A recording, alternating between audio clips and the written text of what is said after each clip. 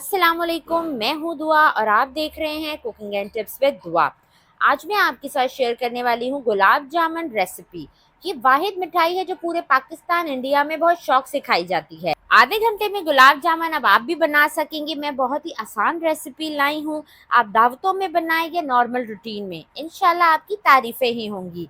तो चलें गुलाब जामुन रेसिपी शुरू करते हैं। सबसे पहले शीरा तैयार कर लेते हैं। 2 कप पानी डालकर उसमें 1 कप चीनी डाल देंगे और इस चीनी को पानी में अच्छे से मिक्स कर लेंगे।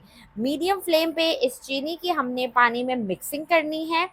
साथ ही इसमें थोड़ा सा जर्दा रंग डाल देंगे शीरे की खूबसूरती के लिए, और 3 से 4 हरी इलायची बीच में से तोड़ के डाल देंगे ताकि इलायची की खुशबू और टेस्ट जो है वो इस शीरे में आ जाए। चीनी को अच्छे से पानी में मिक्स कर लेंगे और जैसे ही चीनी पानी में मिक्स हो जाएगी तो उसके बाद हमने इसे 2 से 3 मिनट तक मीडियम फ्लेम पे इस शीरे को हमने पकाना है।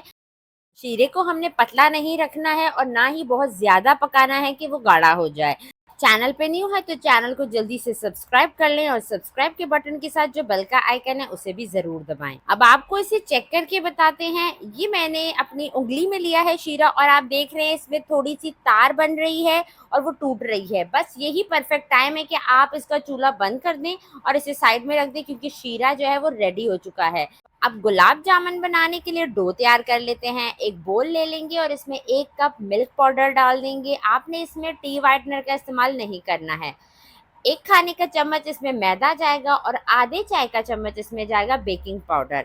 ये जो क्वांटिटी है इसका आपने बहुत ख्याल रखना है, नहीं तो आपके गुलाब जामुन बिल्कुल भी सही से नहीं बनेंगे। एक अंडा डाल देंगे और 1 टेबलस्पून इसमें घी डालेंगे और इन सब चीज़ों को अच्छे से स्पैचुला की मदद से मिक्स कर लेंगे। ओवर मिक्सिंग नहीं करनी है, बहुत ही हल्के हाथ से आपने इसकी मिक्सिंग करनी है। जैसे ही सारी चीज़ें अच्छे से मिक्स हो जाएंगी तो फिर आपने हाथ का इस्तेमाल करना है और आपने इसकी अच्छी सी डो तैयार कर लेनी है। बहुत ज़्यादा आपने इसको नहीं गूंदना है, नहीं तो आपके गुलाब जामुन बहुत ही सख्त तैयार होंगे।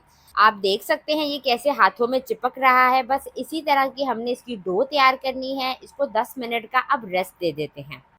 10 मिनट के बाद डो जो है वो सेट हो चुकी है। अब छोटे छोटे पीसेस निकाल के हाथों की मदद से इसके बॉल्स बना लेते हैं। हमने बहुत ही अच्छे से इसके बॉल्स बनाने हैं, ज़्यादा इसको दबाना नहीं है और बिल्कुल क्रैक फ्री बॉल तैयार करना है।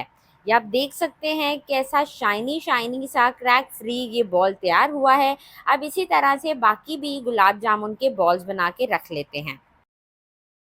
सारे बॉल्स हमने बना के रख लिए हैं। अब इनकी फ्राइंग कर लेते हैं। एक कढ़ाई में हमने तेल को हल्का सा गरम करना है। तेल इतना गरम होना चाहिए कि जब बॉल्स उसमें जाएं तो छोटे छोटे से बबल्स उसमें पैदा हों।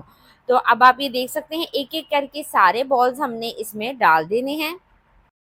चूल्हे की आंच को मीडियम टू लो कर देंगे जब तक कि गुलाब जामुन अपना सरफेस नहीं छोड़ देते और ऑयल के ऊपर नहीं आ जाते, तब तक आपने इसकी आंच मीडियम टू लो रखनी है और आपने इसमें बिल्कुल भी चम्मच नहीं चलाना है। गुलाब जामुन ने सरफेस छोड़ दिया है और ये ऊपर आ गए हैं। अब हमने इसकी आंच को कर देना है मीडियम और चम्मच की मदद से इसको हम इन सारे गुलाब जामुन को हिलाते जाएंगे और इनको हर तरफ से अच्छा सा कलर देंगे।